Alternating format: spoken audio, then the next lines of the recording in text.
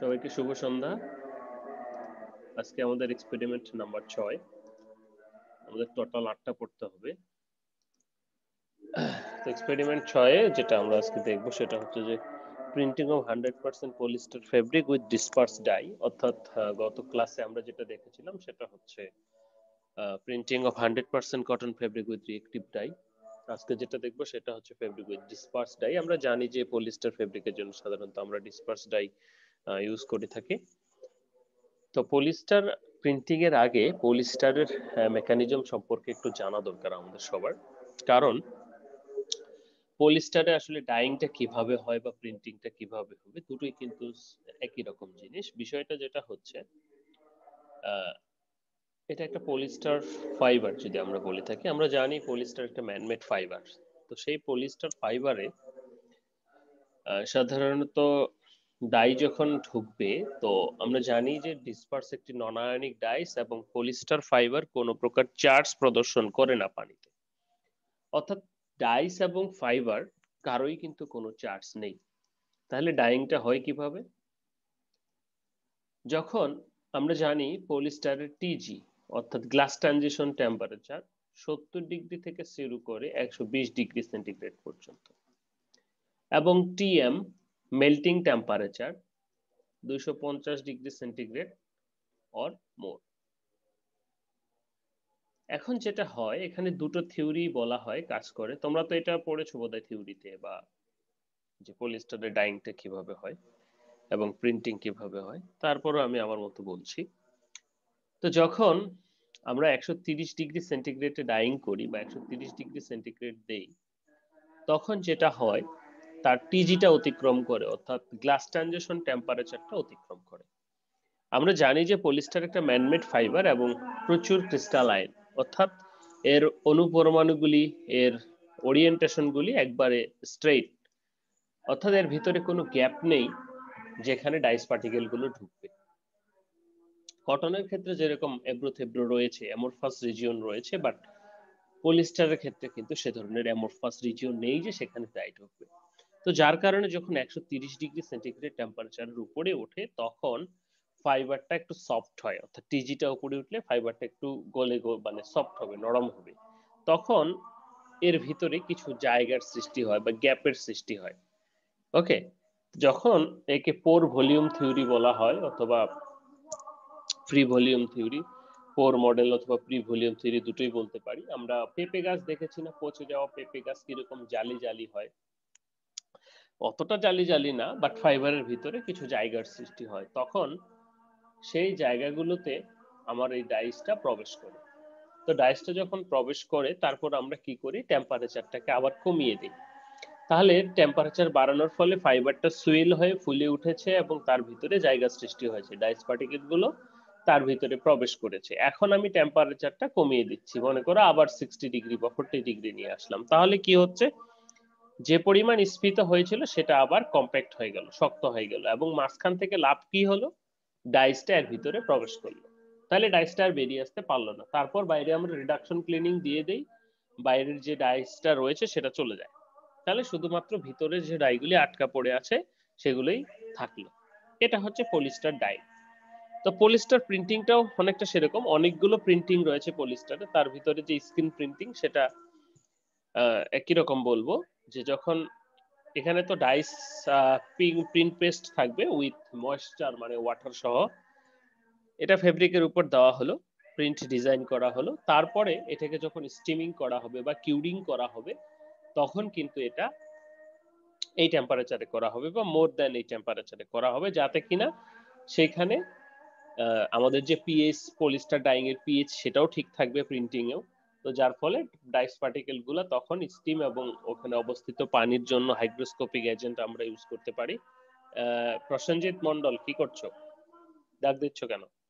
তো সেই ইয়েগুলো থেকে তখন আমরা কি করি, সেখানে ইয়ে করব, অর্থাৎ দেন আমরা সেখানে ডাইস পার্টিকেল গুলো প্রবেশ করবে এবং আমাদের প্রিন্টিংটা হবে। একইভাবে সেটা ওয়াশ করে নিব। ঠিক আছে? তো পলিস্টার প্রিন্টিং এর বেসিক এটাই। তো এখন চলো একটু জানা যাক।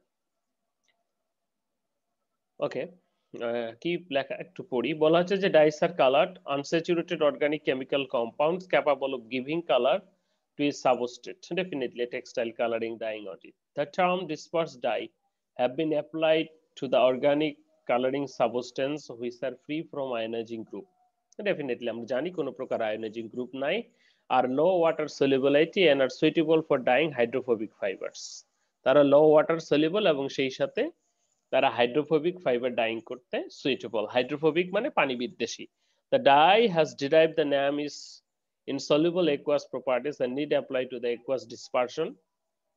দেখো এখানে দুটো জিনিস, ডিসপারশন এবং সলিউবল কিন্তু এক জিনিস না। ডিসপারশন মানে হচ্ছে চারিদিকে ছড়িয়ে পড়া, আর সলিউবল হচ্ছে ডিসলভ হয়ে যাওয়া। বিষয়টা এরকম, মনে করো একটা জগে চিনি নিয়েছো, একটা জগে বালি নিয়েছো, তো দুটোতেই যখন নাড়া দিচ্ছ তখন কি হচ্ছে, চিনিটা কিন্তু গলে যাবে, পানির সাথে মিশে যাবে, ডিসলভ হয়ে যাবে। আর ডিসপারশনটা হচ্ছে বালির কণাগুলো তখন চারপাশে ছড়িয়ে পড়বে, কিন্তু বালির কণাগুলো পানির সাথে ডিসলভ হয়ে যাবে না, মিশে যাবে না।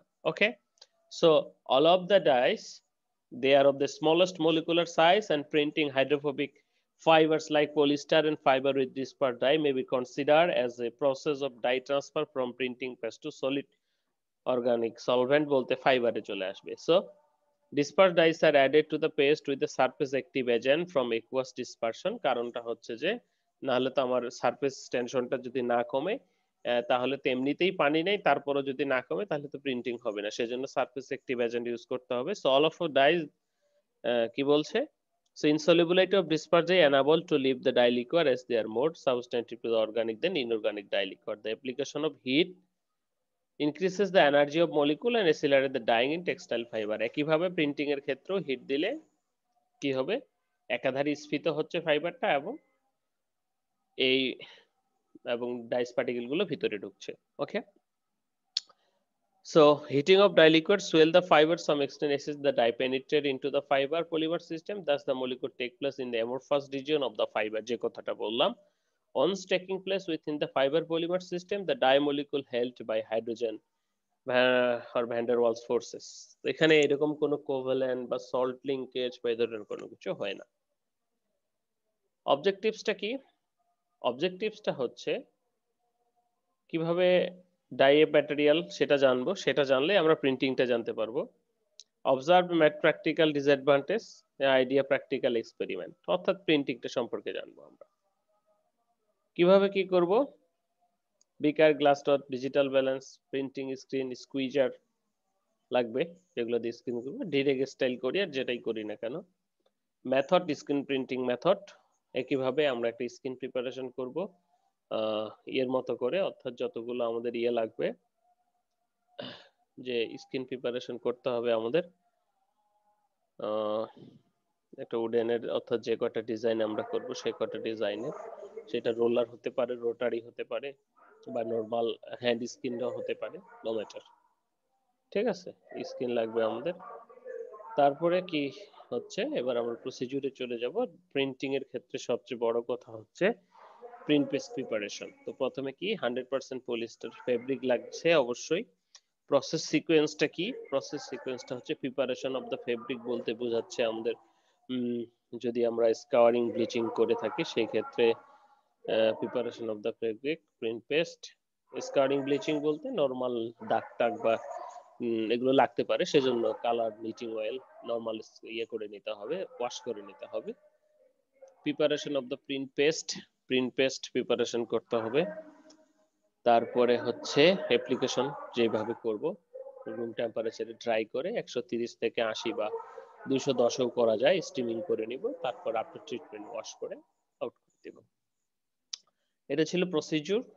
এখন প্রথম প্রিপারেশন ফেব্রিক প্রিপারেশন যেটা, সেটা তো বললাম এই যে ডিটারজেন্ট দিয়ে জাস্ট ওয়াশ করে দিব, যে কোনো নিটিং অয়েল টয়েল বা এগুলো যদি থাকে তাহলে সেগুলো চলে যাবে। দ্বিতীয়ত preparation of the print paste. তো প্রিন্ট পেস্ট প্রিপারেশনের জন্য আমাদের যে জিনিসগুলি দরকার সেগুলো হচ্ছে অবশ্যই ডাই লাগবে। তো মোটামুটি এই রেসিপি এটাই যে মানতে হবে এমনটা নয়, ফ্যাক্টরিতে হয়তো এর কম বেশি করে করা হয়। কি করতে হবে, disperse dye 3 part, dispersing agent 1 part, acetic acid 2 parts, thickener যে কোনো থিকেনার ইউজ করতে পারি, তবে কি বলবো কার্বক্সি মিথাইল সেলুলোজ ভালো, ওয়াটার টোটাল মিলে 100 এছাড়াও এর সাথে ইউজ করতে হবে আমাদের ওয়েটিং এজেন্ট হিসেবে ওয়েটিং এজেন্ট ইউজ করতে হবে, কারণ সেখানে পানির পরিমাণ যেহেতু কম। এবং দ্বিতীয়ত একই সাথে আমরা ইউজ করতে পারি অ্যাসিড তো আছে, এবং অ্যাসিড লিভারিং এজেন্ট ইউজ করতে হবে, ডিলাস্টার এজেন্ট ইউজ করতে হবে, যেগুলা চাইলে করা যেতে পারে। কারণ সেগুলো ইউজ করলে যেটা হবে যে আমাদের ইয়েটা হবে না, অর্থাৎ কি বলবো যে যে চেঞ্জটা অর্থাৎ ব্রাইটনেসটা বেড়ে বা কমে যাবে না, সেজন্য কিছু এজেন্ট ইউজ করতে হয়। তো ওগুলো ইউজ না করলেও চলবে। তো মোটামুটি আমরা দেখি। তো থিকেনার পেস্ট প্রিপারেশনের ক্ষেত্রে 75 গ্রাম কার্বক্সিমিথাইল সেলুলোজ 19 মিলি পানি স্টির করতে হবে, বা এটা কম বেশি হলো সমস্যা নেই। আমার পর্যাপ্ত পরিমাণ মোটামুটি এদিকে করে নিতে হবে, থিকেনারটা প্রিপারেশন করে নিতে হবে। 3 গ্রাম ডাইস, 1 গ্রাম ডিসপার্সিং এজেন্ট, 2 মিলি এসিটিক অ্যাসিড সলিউশন একত্রে দিয়ে স্টির ইউনিফর্মলি সবগুলো একখানে করতে হবে। যেটা দেখতে হবে যে ভিসকোসিটিটা যেন আমার ঠিক আছে, অর্থাৎ পানির পরিমাণটা তখনই আসতেছে যে ভিসকোসিটি, যেহেতু আমরা এখানে উল্লেখ করেছি 19 সো 19 মিলি দিয়েই করতে পারি, বাট ভিসকোসিটিটা কিরকম আসছে দ্যাটস দা কোশ্চেন। ওকে, এবার কি করছি তাহলে সবগুলো মিলে স্টির ইউনিফর্মলি অনেকক্ষণ ধরে ঘোরাচ্ছি ম্যাগনেটিক স্টিয়ার দিয়ে। যখন ইউনিফর্ম হয়ে যাবে, একবারে ডিসলভ হয়ে যাবে সবগুলো, বা কোনো কিছু ইভেন একটা ফর্ম পেস্ট তৈরি হবে, তখন আমরা ইয়েতে চলে যাব, আমাদের প্রিন্টিং এ চলে যাব। বলা হচ্ছে যে collection of the pretreated sample, definitely preparation of the print paste যেটা করলাম আমরা, যে dye, acetic acid, dispersing agent, sorry তখন সেটা আমরা থিকেনার প্রিপারেশন করেছি, boiler paste, 1 thickener plus print paste সবগুলো একখানে দিয়ে আমরা পেস্ট তৈরি করব। কি dye, acetic acid, dispersing agent, boiled water, paste 1, paste 1 এর সাথে থিকেনারটা যোগ করতেছি, প্রিন্ট পেস্ট হয়ে গেল তাহলে একসাথে, যদিও সবশেষে সবগুলো একখানেই মিক্স করতে হবে। Apply the print paste of the fabric surface according to the method and style, dry the sample at room temperature. Okay, room টেম্পারেচারে ড্রাই করতে হবে। এই হচ্ছে কথা। ড্রাই হলো, মনে করো একটু ড্রাই হলো, তারপর সেটাকে আফটার ট্রিটমেন্ট করতে হবে। আফটার ট্রিটমেন্টের জন্য দেখো এখানে 30 মিনিট 130 বা 180 পর্যন্ত বলেছি। তো এখানে 3 ধরনের আমরা যদি বলি আফটার ট্রিটমেন্ট হয়ে থাকে, সেগুলো যদি আমরা বলি যে নর্মালি 130-এ আমরা যেটা করে থাকি সেটা, আর এছাড়াও যেটা রয়েছে আমাদের স্টিমিংটা যে 130, যেটা 30 মিনিট, হাই টেম্পারেচার রয়েছে 180, 1 থেকে 2 মিনিট। এছাড়াও থার্মোফিকজেশন আমরা করতে পারি কিউরিংটা 210 ডিগ্রি সেন্টিগ্রেডে প্রায় 30 সেকেন্ডের মতো।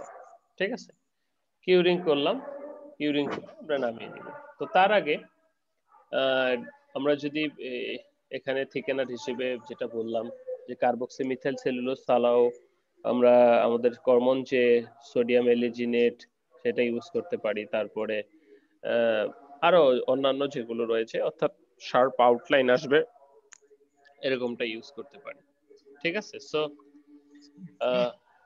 তারপরে কি করছি, স্টিমিং আমাদের হয়ে গেলে soap and wash and dry, মানে ওয়াশ করে নিব আনফিক্স যে ডাইটা আছে সেগুলো, এন্ড প্রিকুয়েশন। তো ওয়াশের ক্ষেত্রে আমরা যদি ইয়ে করতে চাই, হাইড্রোস্টাস্টিক দিয়েও দিতে পারি, অথবা ইয়ে করেও দিতে পারি, নর্মালি ওয়াশ করেও দিতে পারি। দিয়ে আউট করে দিয়ে প্রিকুয়েশন ড্রাই করে নিব শেষ। যে viscosity print paste and pressure squeezer যেটা দিয়ে প্রিন্ট করব সেটার প্রেসারটা ঠিক করতে হবে। সো এই হচ্ছে আমাদের ডিসপার্স প্রিন্টিং। ঠিক আছে, তো এখন যদি কোনো কোশ্চেন রেইজ করে কথা বলি আমরা।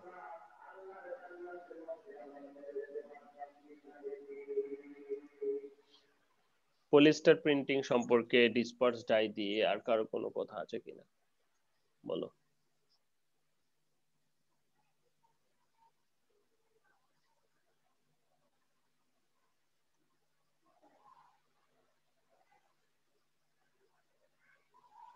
হ্যালো,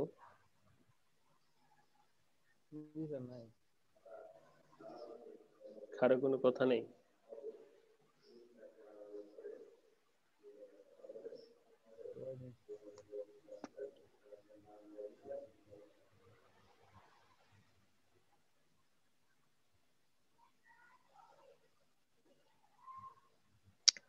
কারো কোনো জিজ্ঞাসা নেই, কারো কোনো কথা নেই, সব বুঝে গেছি আমরা। আচ্ছা, আমাদের এছাড়াও কিছু আরো প্রিন্টিং রয়েছে পলিস্টার ডিসপার্স ডাই দিয়ে, যেমন sublimation printing, transfer printing. Transfer printing তো হয়তো আপনারা দেখেছেন, যে আমরা চুইনগামের মতো যে ইয়েটা করি। তো মানে চুইনগাম আগে খাইতাম না, তো চুইনগামের অপর পাশে কিন্তু একটা স্টিকার লাগানো থাকতো, সেই স্টিকারটা কিন্তু আমরা সবাই হাতে লাগাইতাম। তো তখন ঠিক সেম ভাবে আমরা যখন ট্রান্সফার প্রিন্টিং করি, স্যান্ডউইচের মতো করি, একটা পেপারে প্রথমে প্রিন্ট করে নিতে হয়, তারপরে আমরা যখন মনে করেন যে এটা আমার সেই ডিজাইন কনভে করছে, সেই ডিজাইন কনভে করা জিনিসটা তার উপরে আমরা কি করছি, যে যখন মনে করি এখানে একটা গাছ, পাতা, ফুল ফল যাই থাকুক না কেন, তাহলে এখানে ফেব্রিক দিচ্ছি। এটা যদি ফেব্রিক হয়ে থাকে তার উপরে এটা দিচ্ছি, তার উপরে হিট এন্ড প্রেস করছি। ঠিক আছে, হিট এন্ড প্রেস করলে, এই কার্বন, হিট এন্ড প্রেস করলে যেটা কি হবে,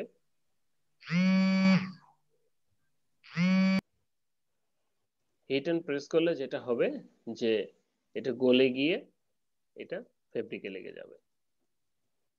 ঠিক আছে, এছাড়াও এটাকে আমরা ট্রান্সফার বলছি, হিট ট্রান্সফার প্রিন্টিং বলছি।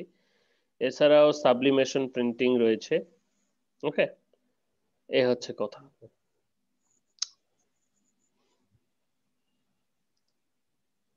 আচ্ছা, আর কেউ কিছু জিজ্ঞেস করতে চাইলে করতে পারো।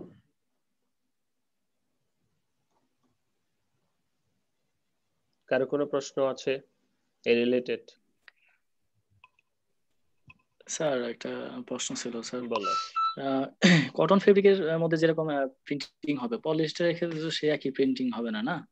না, সেই পলিস্টারে প্রিন্টিং করার জন্য স্যার আমরা মানে কি ইউজ করতে পারি, এক্সট্রা কি ইউজ করি, অথবা ডাই, ডাইং করার ক্ষেত্রেও? ডাই তো পুরো চেঞ্জ। হুম। পলিশ ডিসপার্স ডাই ইউজ করি। অ্যাজিড ডাইটা তো কটন সাধারণত আমরা কটন ফেব্রিকে না করে না, থাকি, না? অ্যাজোয়িক ডাই দিয়ে কটন করি। জি স্যার। মানে ডাইটাকে তো ভিতরের ফাইবারের ভিতরে ঢুকাতে হবে, তাই না? হুম। জি স্যার। যদি এরকম হয় একটা ফেব্রিকের মধ্যে স্যার কটন আছে, একটা ফেব্রিকের মধ্যে স্যার পলিস্টার আছে, হুম। দেন দুটাতে একটু ডাইং করা যাবে না, না স্যার? উম, এখন কিছু কিছু রিসার্চ করছে দুটো একই ডাই দিয়ে, ওটা মডিফাই রিয়েক্টিভ অথবা মডিফাই ডিসপার্স ডাই লাগবে, ওটাকে বলা হয় রিয়েক্টিভ ডিসপার্স ডাই। ওটা দিয়ে করা যাবে, তবে বাংলাদেশে বা ফ্যাক্টরি লেভেলে এখনো সেভাবে হয়নি। আচ্ছা।